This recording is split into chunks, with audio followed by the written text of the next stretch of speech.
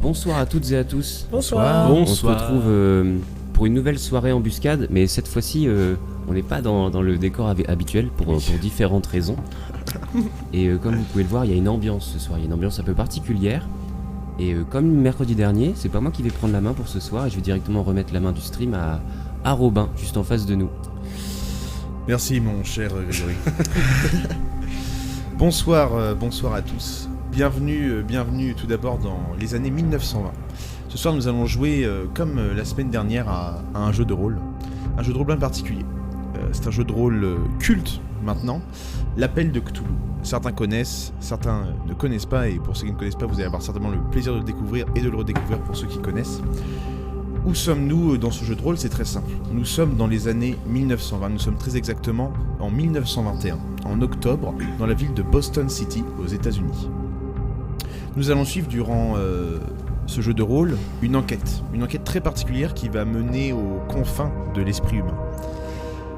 Tout d'abord, je vais introduire un petit peu rapidement comment nous allons jouer. Comme d'habitude au jeu de rôle, nous allons utiliser des dés. Et là, c'est très simple. Je vais demander de lancer aux joueurs des dés, et ils ont des pourcentages en fonction des actions que je vais leur demander, et le but en fait va être d'être en dessous de ce pourcentage. Vous allez voir de toute façon, vous en tant que viewer, votre seule mission, c'est d'apprécier ce live et de le voir comme une petite histoire qu'on va vous raconter ce soir. Un petit film. Je vais maintenant demander à chacun de se présenter, de présenter son personnage. Alors, nos joueurs sont tout d'abord membres de la Boston Private Detective Agency. Ils sont donc membres d'une agence de détectives privés à Boston, assez réputée. Et je rappelle, nous sommes dans les années 20 aux États-Unis. Donc je rappelle qu'effectivement, il y a la prohibition. Donc, pas d'alcool. Enfin, pas d'alcool, sauf sous le manteau ou dans des lieux clandestins. Je vais donc demander tout d'abord à notre détective privé de se présenter. Grégory, peux-tu nous présenter ton personnage? Ce soir, je vais jouer James McHogan. Je suis un détective privé exerçant à Boston, et j'ai fait mes premiers pas dans ce milieu à Philadelphie. Je suis un homme de 43 ans, il me le semble. Il faut imaginer mon personnage comme étant un homme de grande taille, assez sévère, d'apparence froide et sévère. Crois au destin, je crois pas en Dieu à l'inverse.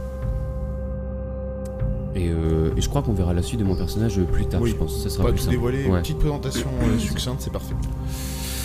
Donc moi je suis Andrew Parker, je suis journaliste, j'ai 22 ans. Je vis à Boston et je suis né à New York City. Donc moi je suis un ancien voyou, devenu journaliste officiel de l'agence. C'est James qui m'a récupéré pendant que j'étais au plus bas, et au final maintenant je le suis et voilà, je le couvre un peu dans ses affaires. Je suis protestant, je crois en Dieu et Jésus, et j'ai une petite amie qui s'appelle Betty, après voilà, je suis plutôt svelte, maigrichon, et j'ai une cicatrice sur la joue qui se voit pas, mais voilà. Et j'ai la phobie de l'abandon. Voilà. Moi du coup je m'appelle Judith Kochinska, je suis une avocate de 30 ans qui habite à Boston et qui est née à Boston. Je suis fille d'une famille de médecins, et pour imaginer mon personnage, je suis décrite comme envoûtante et très intelligente. Et je suis protestante, je crois en Dieu et Jésus. Et moi donc c'est Charles Hamilton, donc je suis un professeur de 65 ans à la Boston University. Donc qu'est-ce que j'enseigne à mes élèves? Donc c'est la criminologie, c'est l'histoire des meurtres à travers l'histoire. Et donc c'est pour ça que je suis là pour écrire une thèse. Je suis cette vaillante équipe de détectives à la fin pour écrire une thèse. Voilà. Et donc je suis un vieux monsieur de 65 ans qui se balade, un peu ronchon. Ça te Tout colle à très fait. bien. Alors maintenant, je vais poser le décor. Nous allons pouvoir commencer tout simplement cette histoire. Nous sommes donc à Boston. Les premiers mots de l'hiver commencent à se faire sentir. Le froid s'en prend à la ville. Les chemises ouvertes font place désormais aux manteaux.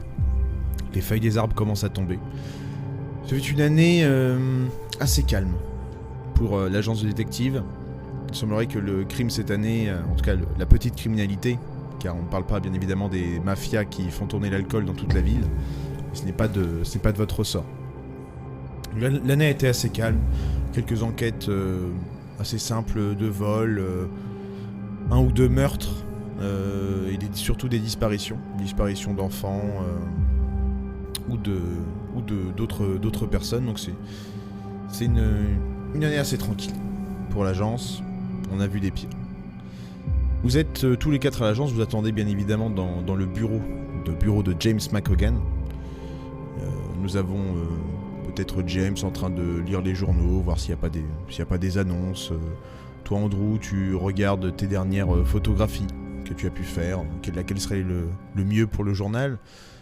Toi Judith, tu fais la paperasse, ta comptabilité, tu vérifies bien évidemment les droits civiques de l'agence si tout est en règle. Et Charles est encore plongé dans ses bouquins de criminologie et à prendre des notes sur ce qui pourrait être intéressant à apporter à sa thèse. Jusqu'à ce que la secrétaire de l'agence, Maria, Monsieur McHogan, le directeur vous demande. J'arrive. Elle te fait signe de sortir de ton bureau. Tu connais le chemin par cœur. Tu vas chez le directeur. Tu es devant la porte. Qu'est-ce que tu fais? Tu toques? C'est bien. Entrez. Ah, c'est vous, mon petit James. Asseyez-vous. Vous m'avez demandé? Ouais. J'ai une affaire pour toi et toute ta troupe là. Mais c'est une affaire plutôt personnelle. Je vais pas te le cacher, c'est un gros dossier. Un dossier assez étrange. J'ai un ami de longue date, Howard Stephenson. C'est un écrivain qui vit pas loin dans la banlieue de Boston. Et il m'a envoyé une lettre assez énigmatique, je te la fais parvenir.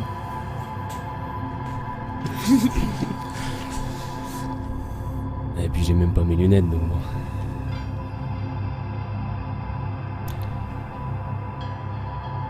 Ouais, je vois le genre. Non, pas le... T'inquiète pas. Il a peut-être à haute voix pour les personnes qui veulent savoir autour de toi. Laissez-moi d'abord vous présenter mes plus sincères excuses de vous avoir laissé sans nouvelles depuis si longtemps. Vous savez sans doute que j'ai pris ma retraite il y a plusieurs mois déjà. Les rues de Boston évoquaient trop de souvenirs dans mon âme fatiguée, ainsi avais-je décidé à l'époque de me retirer à la campagne, décision funeste que je regrette amèrement aujourd'hui. Les choses que j'ai découvertes à Greenwater, le petit village côtier que j'ai choisi comme lieu de retraite, me font regretter les ruelles sales et les lugubres de Boston. Je ne peux pas vous en révéler davantage par écrit. Dieu seul sait si mon courrier n'est pas surveillé, à l'instar de mes moindres faits et gestes. La nature de mes découvertes ici met à l'épreuve mes convictions les plus profondes, et je me mets à douter de l'existence même d'un Dieu miséricordieux. Je vous recommande la plus grande prudence, et regrette de vous faire courir de tels risques, mais j'ai perdu tout espoir. Je ne sais plus vers qui me tourner. Le sinistre mystère que j'ai mis à jour me ronge de l'intérieur et met à mal mes nerfs déjà fragiles. Hélas, 3 fois hélas, rien ne m'avait préparé à la terrible et sinistre découverte que j'ai faite ici, à Greenwater. Je vous supplie de venir en aide en ces heures sombres. Si vous renoncez à venir à mon secours après avoir lu cette lettre, je ne vous en blâmerai pas. Sachez que si vous donnez suite à cette missive, vous ne pourrez peut-être plus faire marche arrière. Je vous attendrai chez moi, à Greenwater, aussi longtemps que les choses le permettront. De récents événements me font douter d'une issue favorable à toute cette terrifiante affaire. Je vous promets de vous en dire de vous en dire plus à votre arrivée. Cela vaut mieux. Je sais qu'ils me surveillent jour et nuit. Encore une fois, soyez très prudents. Si vous possédez une arme, prenez-la. Sincèrement votre ami Howard Stephenson. Alors, quand tu lis ces mots, tu connais Howard Stephenson, tu as déjà réglé une affaire pour lui lorsqu'il était à Boston. Ok. C'était une affaire de vol notamment, quelqu'un avait essayé de voler des écrits de ses derniers romans et tu avais rapidement bouclé l'affaire et tu t'es trouvé face à un homme qui, commençant à vieillir et devenant un peu fou avec petit peu toute cette psychose autour de la ville. Ok. Mais t'avais trouvé quelqu'un de sympathique avec qui t'avais plutôt bien sympathisé. Donc tu reconnais son écriture bien évidemment assez fine d'écrivain, et pourtant il y a quelque chose, voilà, comme l'indique le message, je ne vais pas expliciter plus, il y a quelque chose d'étrange qui se trame. Ok. Est-ce que vous en êtes, mon petit James? Ouais, il semblerait qu'il ait besoin de nous, mais... Ça leur semble pas. Les coups de folie, on est habitué, mais pas ce genre de folie. Peut-être qu'il a complètement pété un câble, on sait pas. Vous savez, depuis qu'il a quitté Boston, car la ville ne lui plaisait plus, peut-être que la campagne l'a rendu encore plus maboule. Mais bon, Il se pourrait, ça, mais on peut pas prendre de risques. ça sera à vous de le découvrir, mon petit James. Je vous mets sur l'affaire, vous aurez un bon salaire. Bien évidemment, l'agence prendra son pourcentage, mais toute votre équipe sera payée comme elle se doit. Et je ne peux mettre que pour un ami de l'agence, nos meilleurs agents sur le coup. Ouais, je ferai un topo à mon équipe. Merci, mon petit James, tu peux disposer. Tu vois qu'il sort discrètement une bouteille de whisky, qui sert un petit verre discrétion, il le range dans la petite armoire du bas de son bureau. Tu sais que malgré la prohibition, Oui. le directeur a tendance à pas forcément suivre les règles. Tu sors donc du bureau du directeur. Eh ben, je retourne voir mon équipe. Très bien. Vous voyez rentrer James avec un papier à la main. Alors, on a du boulot? Qu'est-ce J'ai que reçu c'est? ça, Une lettre? une lettre. De qui? Howard. Ça fait Howard longtemps, qui? mais vous l'avez tous connu, non? Stephenson, On le avait vieux... entendu parler, l'écrivain. Ouais, ça fait un moment qu'il est parti de Boston. Ça me dit quelque chose, ouais. Et alors, qu'est-ce qu'il arrive au Bon, boulot? pour résumer, il aurait besoin de nous. Situation étrange. Il ne saurait lui-même décrire. En fait,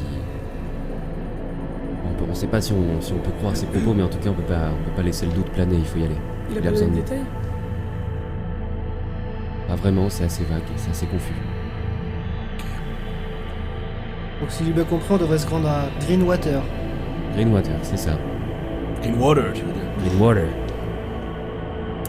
Greenwater, petit village côtier entre Boston et New York, Massachusetts, et qui a eu à l'époque une certaine renommée grâce à la famille Leroy, qui est une famille bourgeoise qui a investi massivement dans la ville, et qui depuis n'est plus qu'un vieux village de pêche décrépit, qui ne fait plus du tout envie à la moindre population, encore moins pour les vacances. Juste, avant de continuer l'histoire, je voudrais être sûr que le mixage son soit correct, qu'on fasse pas un épisode dans le vent. Donc est-ce que dans le chat, vous pouvez nous dire si le niveau des voix est équivalent d'un micro à un autre? On sait que celui de Robin a tendance à très bien fonctionner, mais on voudrait être sûr que les autres ne soient pas en reste. Est-ce que vous pouvez nous répondre dans le chat, s'il vous plaît?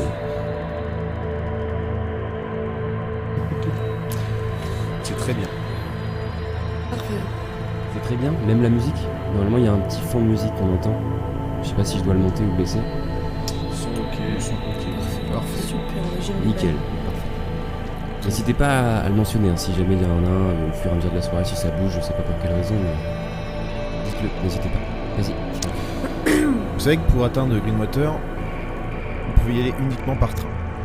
Malheureusement, l'agence n'a pas de voiture dédiée, ça coûte beaucoup trop cher et vous, avec vos maigres salaires, encore moins moyen d'acheter la dernière Ford sur le marché.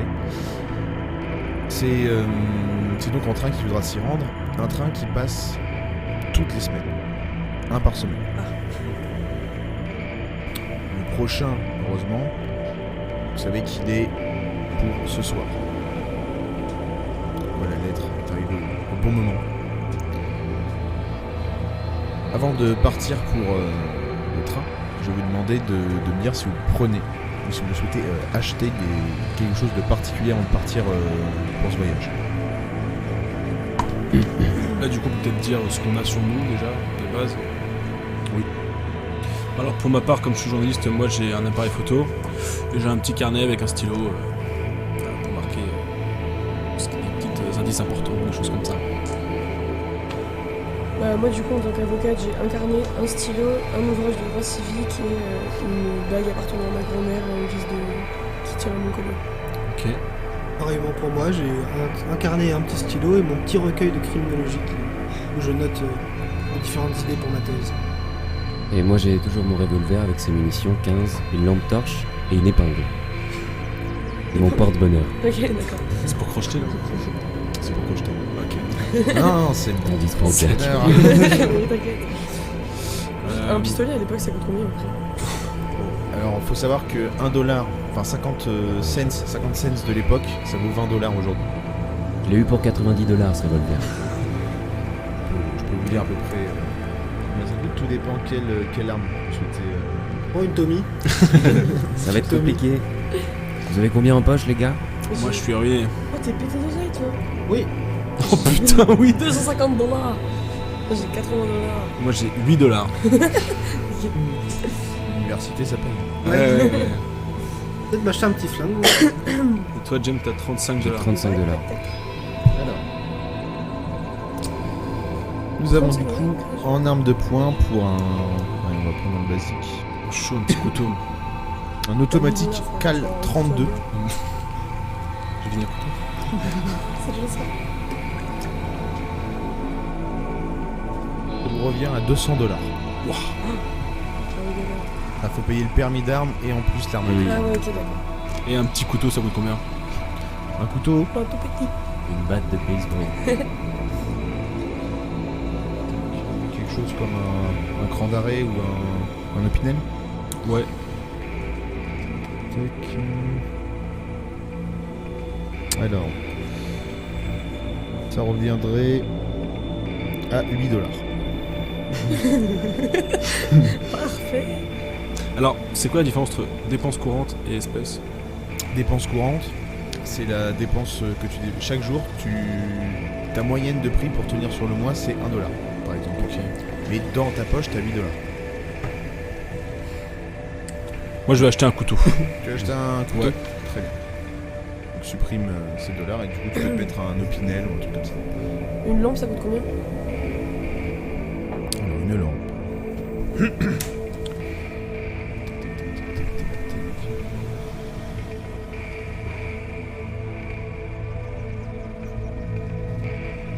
Ça coûte 15 dollars. Oui, 15 dollars pour 15 $15 pour je une vais lampe. acheter un. Attends, j'ai dit quoi? Une lampe. Alors c'est la première génération de lampes torches. Hein. Je rappelle que dans les années 20, c'est pas exactement la lampe torche comme on la connaît Oui. aujourd'hui. Juste à me prendre un petit pétard, moi, quand même. Un petit pétard, bah t'as les moyens. Je vais m'en prendre un. Très bien. Prendre un flingue avec le permis d'arme.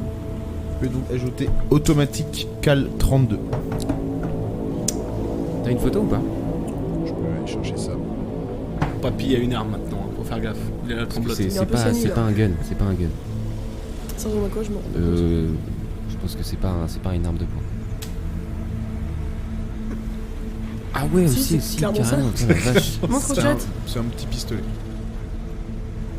Ok, C'est stylé. c'est propre. C'est un bon démort. Petit achat, James? Non, franchement, non. Je Ok. dépense trop par jour pour des broutilles. Les T'as cigares, ça t'as coûte enlevé cher. 200 dollars Yep. Charles. Très bien.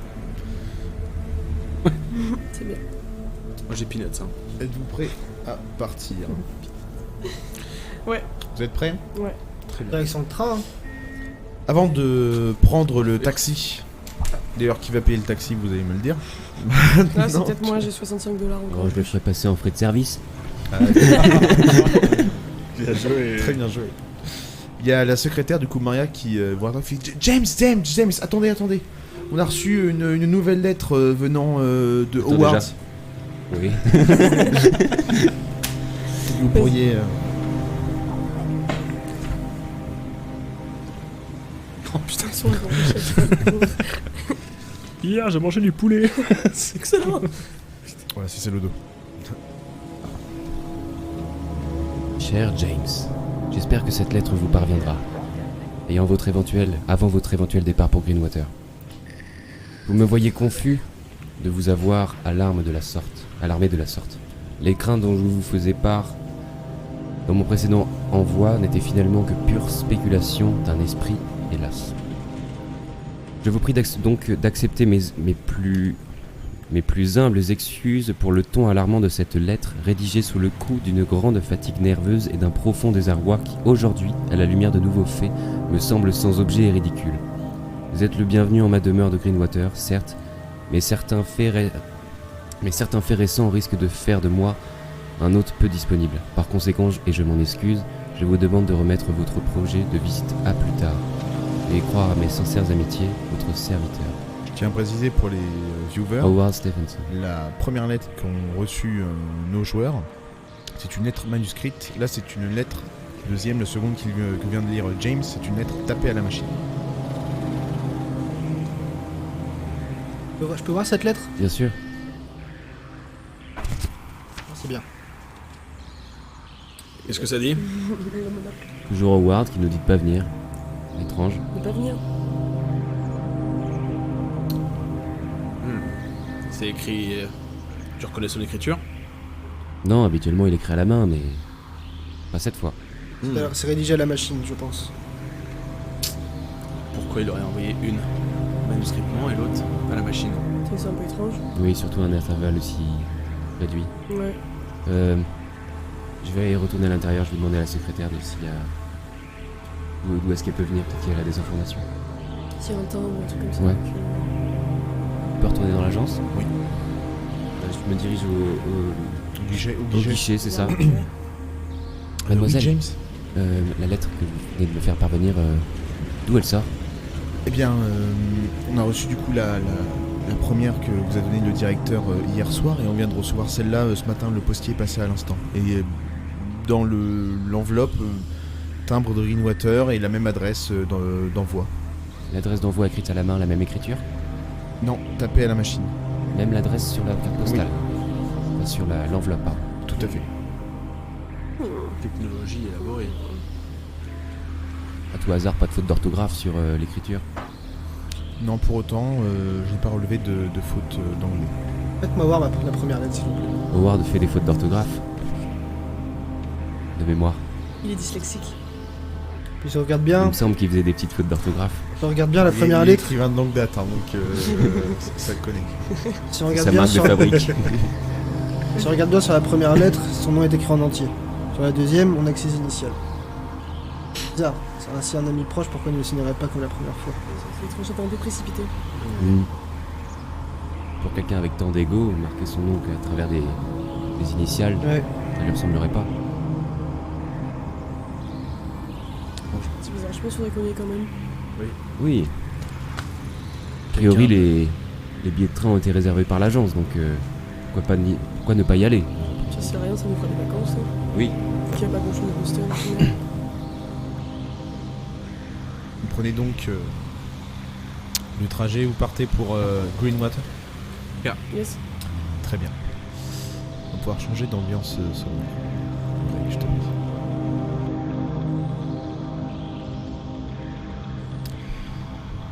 Les bruits métalliques des roues fracassant les rails en tôle vous menant à Greenwater vous gâchent légèrement le voyage. C'est un vieux train. Vous passez d'une banlieue de Boston pleine de vie à la campagne. Puis vient les premières pluies lors du trajet. Un trajet qui dure pour le moins 4 heures. Les premières pluies qui viennent saupoudrer le sol d'une ambiance particulière. Et après ces premières pluies, les brumes, vous menant au village côtier de Greenwater. L'ambiance est monotone. La brume cache la plupart du village qui se trouve en contrebas de la gare. Il vous faudra y aller bien évidemment en taxi ou trouver une personne pouvant vous déposer à Greenwater, puisque vous êtes à 4 km encore malgré la gare de ce petit village. Pour l'instant, vous trouvez que cette ambiance vous change. Vous avez l'habitude du brouhaha de la ville de Boston, des personnes qui courent partout, des marchands appelant à venir acheter leurs marchandises, les voitures klaxonnant ou alors les cochers hurler dans les rues. Là, c'est un silence bien étrange. Et vous apercevez au-delà des brumes ce petit village côtier avec ses infrastructures de pêche qui vous semblent à la fois proches et lointains. Que faites-vous ? Le chef, Avant d'arriver, vous connaissez ces lieux ou pas? je suis allé il y a très longtemps pour une enquête, mais pas plus. Je suis jamais venu, j'ai juste vu des journaux parler de cette ville. Ouais. Je connais pas du tout. Les articles, ils disaient quoi? Oh, c'était rien de particulier, quelques événements dans la ville, mais rien en rapport avec l'annonce qu'on a reçue. Enfin, rien de bizarre en tout cas. C'est un village, je vais le répéter rapidement, un village qui a eu un peu un âge d'or il y a de nombreuses années grâce à la famille Leroy, qui est une famille bourgeoise qui est venue s'installer et a créé son manoir ici et a investi beaucoup d'argent dans la ville, faisant de cette ville un village de pêche et surtout pendant un temps la plupart des poissons venaient de Greenwater, c'est-à-dire qu'il y avait vraiment une abondance de poissons comme on n'a jamais vu sur les côtes des États-Unis. Mais depuis que la famille Leroy s'est écroulée et qu'il ne reste plus qu'une descendante, le village de pêche a perdu toute sa splendeur. C'est plus qu'un endroit décrépit où le temps est humide et où les âmes ne font qu'errer entre le travail sur les chalutiers et les soirées accoudées au bar. Bien, il faut des informations sur ce village. Départ. Je propose qu'on... Ouais, s'il y a un bar, s'il y a un centre de tourisme. Il est quelle heure à peu près? Vous êtes arrivé il va être 18h. Moi je te suis James, on s'est jamais lâché. Ouais, il nous faut trouver un lieu de fréquentation, il nous faut un local. Je propose qu'il y en a qui aillent ici à un bar ou une auberge, un truc comme ça, et d'autres au port, à la limite si... Ouais, complètement. Ouais. Voir les marins. Judith, tu pars avec Charles, et moi je pars avec James. Ok, vous allez où? On va trouver un bar ou... Ok. Alors sachant qu'encore une fois vous êtes à sous la plusieurs kilomètres. Ah oui, il faut Vous êtes à plusieurs kilomètres, il faut trouver un moyen de... restaurant quoi du coup. Il faut C'est qu'on prenne vrai. un taxi déjà pour rentrer dans la ville. Il doit certainement y avoir au moins un diner qui se trouve pas loin. Ah, Qui pas se loin trouve- mais qui pas se- à Qui pied. se trouve dans Greenwater si vous cherchez quelque chose Ouais. comme un bar ou... Est-ce qu'on n'attendrait pas un local qui peut nous emmener, ou plutôt un taxi qui pourrait nous donner les informations en même temps, ou un taxi qui nous amène juste à la destination? Bah, sortie de gare, j'imagine qu'on a des taxis. A priori. Mais c'est un tout petit village. Non. Faites-moi un premier jet. Tous. Alors qui veut faire un jet de chance? Moi, je suis à 70. Je suis à 77, Chance, toi t'es à 45. Chance c'est... C'est là. C'est moi qui ai le plus de chance. Je suis à 77 moi. Ok. Tu peux faire un jet, tu lances tes 2 dés. Il faut que tu fasses en dessous de 77. Tu as fait 8. 8.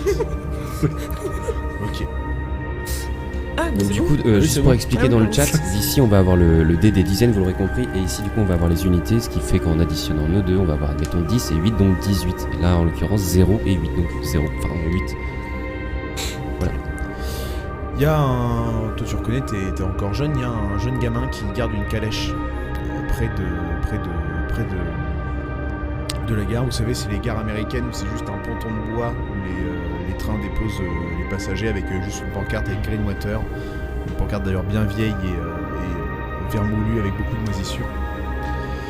Et tu reconnais ce gamin et tu te dis que bon, bah, ça a l'air d'être quelqu'un dans ton âge, donc il y a moyen peut-être que tu l'approches. Ah, il a mon âge, c'est pas un gamin, Ouais. ok.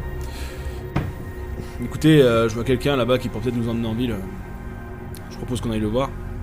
Ouais. Il a l'air d'être de confiance, hein. Il est Après, si jeune. on arrive en groupe, on va peut-être lui faire peur, non? Oh non, on lui dit notre raison et qu'on aimerait. On peut lui dire qu'on vient juste pour visiter la ville et. Voilà. Ok. Ouais, mais les armes pas apparentes. Ah non. Puis parle-lui, peut-être sera peut-être plus en confiance de Ouais. parler à quelqu'un de son âge. Bon, du coup, on se dirige vers lui. Il enlève son... Ouais. Messieurs, dames, bienvenue à Greenwater. Bonjour monsieur. Nous aimerions aller dans le centre de la ville si c'est possible. Dans le centre-ville, c'est-à-dire vous voulez que je vous dépose? J'imagine que vous pouvez nous transporter, je vois votre calèche. Alors j'attends normalement une congrégation de personnes devant venir à Greenwater pour apparemment des affaires avec le port, peut-être acheter le port. Donc ça c'est ce que se disent les racontars. Moi je suis là, vous savez, je suis cocher, je suis là pour conduire. Bon, ils arrivent, là il sort une montre à gousset. Peut-être que dans une heure je peux vous emmener à Greenwood, enfin une heure pour aller à Greenwood. Bref, voilà, s'il y a moyen que vous puissiez me dédommager un petit peu, parce que c'est quand même un trajet, mes chevaux vous savez, il faut les entretenir. Donc, Vous les attendiez aujourd'hui? Parce que sachez que le dernier train est passé. Alors il devait venir normalement en voiture. Donc Écoutez, on peut peut-être s'arranger. Oui, si toutefois il faut dédommager monsieur, bien sûr, pas de souci. si Le travail mérite salaire. si vous avez $5, peut-être ça peut. Voilà. Oui, on doit les avoir, mais pas moi. Ouais, moi je... Très bien. Je m'en occupe. L'idéal, c'est ce qu'on voudrait, c'est que nous faire découvrir un bar où les gens se réunissent le plus souvent, et pour mes deux amis à côté de moi, plutôt dans le port. Ah bah il y a peut-être le diner de chez Money. Ah, peut-être. Peut-être bon. Il n'y a plus grand chose parce qu'après bon il y a l'auberge de l'encre noire. Après ça c'est bon je vous le conseille sans vous le conseiller. Hein, c'est la seule auberge qu'on a, mais bon elle tombe un petit peu en ruine. Et pour le port, qu'est-ce que vous voulez faire au port? On a entendu qu'avant cette ville était un célèbre port de pêche, on aimerait bien voir les installations. Oula, ah ouais. Je vous dis tout de suite, Ce qu'il en reste du moins. Ouais, ce qu'il en reste, c'est exactement ce que je vous dis. Ok. Faites attention, n'allez pas trop, en tout cas traînez pas trop longtemps au port, moi je vous le dis comme ça. Malfamé. Donc monsieur, bah, ils aiment pas trop les gens qui viennent de la ville par ici. Ils ont envie d'être tranquilles. Je peux le capter par mode... Ouais. Ouais. Il a l'air de causer pas mal, en fait. Demande carrément les informations qu'on veut savoir. Oui, oui. C'est les infos sur Howard. Ouais. Écoutez, vous venez d'ici, j'imagine. Ah ouais, moi je suis né à Greenwater et je mourrai certainement à Greenwater. Est-ce que vous connaissez un certain Howard Stephenson, Stephenston? petite bicoque, un peu à l'écart de village. Vieil écrivain. Ah, l'écrivain là? Ouais. Ouais, bon, vous savez, il reste chez lui quoi. Enfin, il n'est pas vraiment considéré ici comme un habitant de Greenwater quoi. Oui, Ouais, il est nous du a- genre solitaire. nous a emmené chez lui. Ah oui, je peux vous montrer, je peux vous déposer si vous voulez au passage. Après, vous irez en ville chercher le diner, mais Bah, parfait. je peux vous déposer. Ouais, il, est, bon, par là-dessus. il est un peu plus à l'écart de la ville, il est en bordure avant le port. Donc je peux. Bah, très bien, faisons comme ça. Faisons ça. Ouais. Bon allez. Il commence à préparer ses chevaux, à vérifier que les fers sont bien accrochés au sabot. Il dit bah montez, donc vous voyez c'est une charrette qui est accrochée à un attelage de 2 chevaux de trait. Et avec 2 bancs sur la charrette pour pouvoir s'asseoir. Je vous indique de monter dessus et de vous asseoir à l'arrière, et lui il va s'occuper de tranquillement vous emmener chez Ward.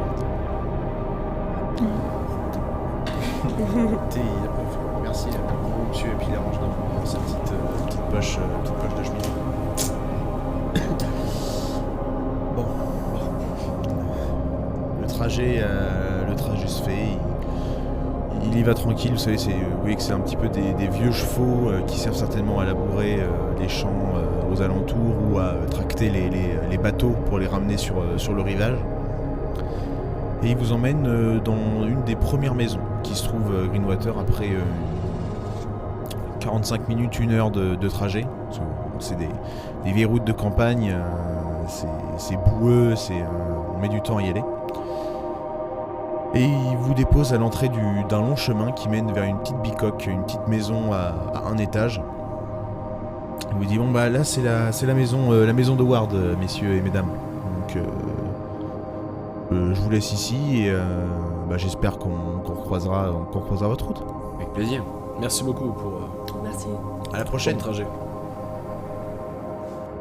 Vous êtes du coup sur ce chemin de terre qui mène à cette maison. Vous êtes en bordure de Greenwater. Que faites-vous? Vous avez encore la lettre d'Howard? Ouais, là. Mais attends, déjà, qu'est-ce qu'on voit? Ouais, ce que j'allais dire. vous voyez du coup un long chemin qui mène à une petite maison coloniale américaine en bois, vous savez les maisons typiques américaines, mais qui semble un petit peu certainement affaissée et comme grignotée par l'air marin, l'air très salé Ouais, ok. de la mer. C'est une maison qui tombe un peu pas en ruine, mais qui commence à avoir fait son temps quoi. Bon, il y a de la lumière dedans? Non. Parce que... On peut aller toquer, hein. On va s'avancer dans le chemin de toute façon. Le fou est peut-être déjà en train de dormir à cette heure-là. Comment ça sert aux yeux? C'est vous, chef. Peut-être qu'il est sorti manger aussi. Peut-être qu'on aurait pu aller dormir à l'auberge aussi. Oui, a priori, on le connaît, donc il nous a Peut-être demandé... nous manger, ouais. Bah, tu le connais le mieux. Oui, il nous a demandé, on vient, c'est tout. Je t'en prie, à toi l'honneur, chef. On s'approche de la porte d'entrée. Très bien.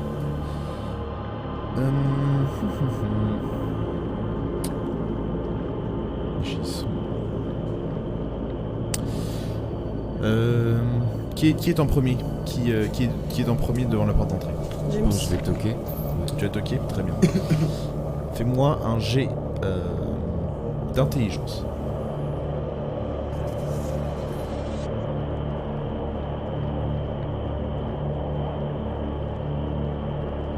C'est 75.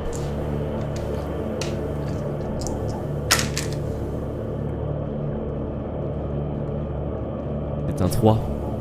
3 0 et 3, ouais. Ah ouais. Pas de bol, ça fait 2 Très bien. fois là. Y a pas de succès critique là? C'est Non, que le c'est 1. 0-1. Ah ouais. Oh, le cul. Ouais, c'est chaud. Tu toques donc tu. Qu'est-ce que tu dis quelque chose ou juste tu toques? Pour l'instant, je toque juste, il est tard. Tu entends, après avoir toqué, un mouvement de clé, une porte qui se claque, un mouvement de clé, un bruit. Et quelqu'un qui avance et qui avance rapidement vers la porte. Qui est-ce? Howard, c'est James. Tu entends des... plein de verrous qui se déloquent. La porte qui s'ouvre. Et avec une tête d'un vieil homme, d'un vieil homme en tout cas de Howard, qui semble avoir pris 20 ans dans la tronche quoi.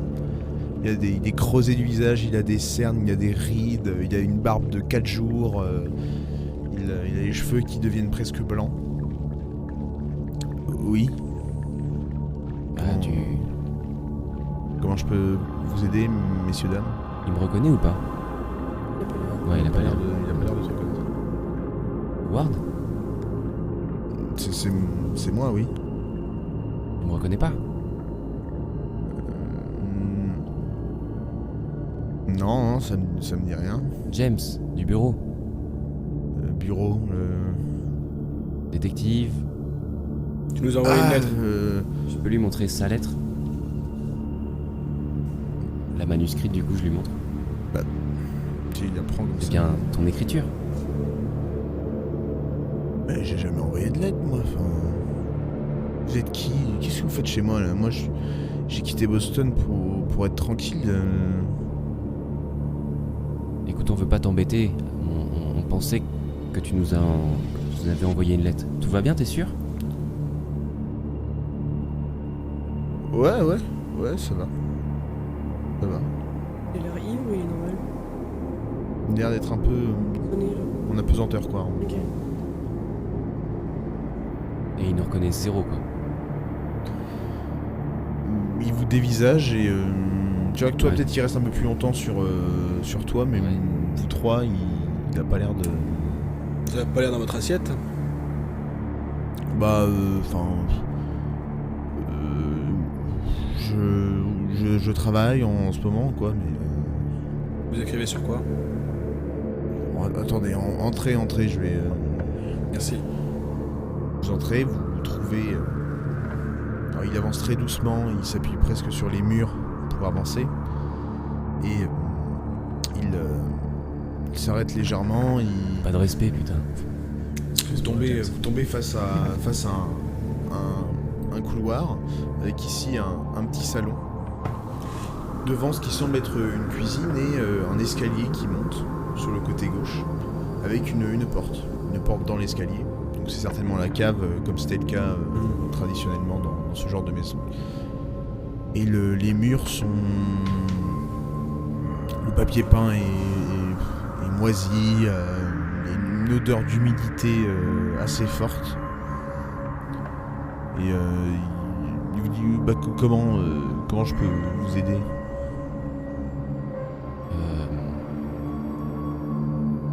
Moi j'ai un Écoutez. peu soif. Vous avez pas un Sky? Ah bah, On a eu beaucoup de trajets, est-ce que ce serait possible de pouvoir avoir un verre d'eau? oui, je peux aller chercher dans le récupérateur d'eau de pluie Non, dehors, ça me dérange pas. Hein, non mais restez là, c'est pas grave. Je t'en prie, Charles, ça allait dire quelque chose. On a reçu une lettre de votre part, vous avez pas un problème? Si on reçoit une lettre de votre part, c'est quand même que vous ne souvenez plus du tout d'avoir envoyé une lettre J'ai à la Boston Detective Agency. J'ai pas écrit de lettre, moi, enfin. Eh bah, Et c'est bien votre écriture. Est-ce que vous la reconnaissez? Oui, mais ça me dit rien, j'ai pas envoyé de lettre. Et qu'est-ce qu'on doit en conclure, nous? Cette lettre nous dit de venir. Pour une raison mystérieuse dont vous ne pouvez pas parler par écrit, sous peine d'être observé, sous peine Bah, d'être... Non, je vois pas de... Enfin, peut-être une vieille lettre, une farce qu'on vous a fait, ou un truc comme ça, ou une vieille lettre qui a été récupérée que récemment, enfin... je sais pas, moi je vous ai pas envoyé de lettre, je suis en train de travailler en ce moment. Moi je vais sortir de la maison Ouais. et je vais regarder autour de la maison pour savoir s'il n'est pas observé justement. Ok. Et je vais sortir l'excuse. Écoutez, moi je suis journaliste, je vais prendre des photos de dehors. Je suis journaliste, je vais prendre des photos de votre maison. Juste par pur. Va donc fumer un cigare. Je fais un petit tour de votre maison, ça vous dérange pas? Bah, non, ça me dérange pas, non. Très bien. Si vous voulez faire, vous voulez fouiller ma maison, non? Je sais pas, enfin... Vous avez le téléphone? C'est une question. Est-ce qu'on a le téléphone à cette époque-là? Oui, mais c'est les téléphones à, Ok. à cadran, comme ça. Vous avez le téléphone?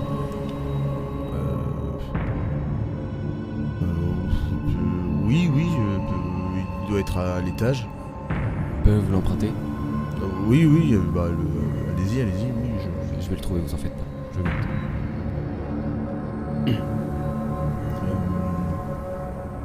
vous écrivez sur quoi en ce moment, vous disiez? Votre prochain roman? Des recherches... c'est des recherches et oui, prochain livre, enfin c'est assez compliqué pour l'instant, je suis encore dans la recherche d'histoire, quoi. D'accord. D'accord. Le mec est causant. Ah mais la vache.